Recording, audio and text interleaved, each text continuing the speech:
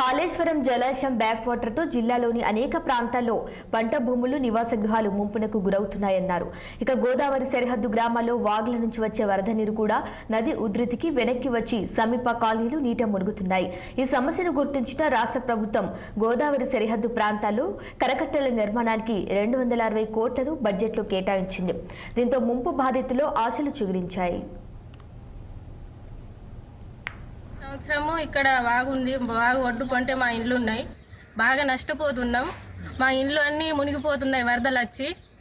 ప్రభుత్వం నుంచి ఈ వాగుకు కనకట్టు అది కడతానన్నారు, అది కట్టాలని కోరుకుంటున్నాం.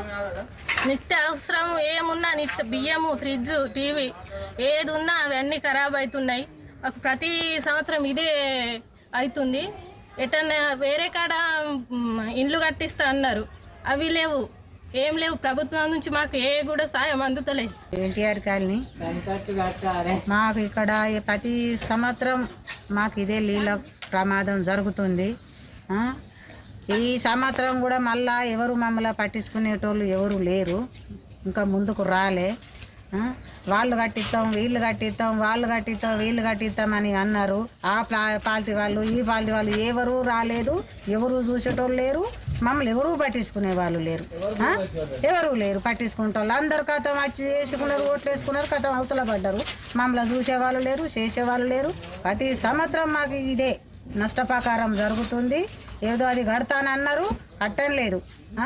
మరి ఇక మాకు ఇండ్లు నీళ్ళు వచ్చి బియ్యం, ఉప్పులు, పప్పులు, బిర్జులు, టీవీలు ఇవన్నీ మాకు ప్రతి సంవత్సరం మేము ఇట్లనే నష్టపోతున్నాం.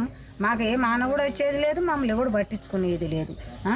మరి ఎప్పటికీ మేము ఈ వాగులో ఇట్లనే ఉండడా? మాకు ప్రభుత్వం నుంచి మరి అక్కడ ఇక్కడ మరి నన్ను జాగలు ఇస్తామన్నారు, మరి జాగలు లేవు, మరి పైసలు ఇస్తానన్నారు, మరి పైసలు డబ్బులు కూడా లేదు.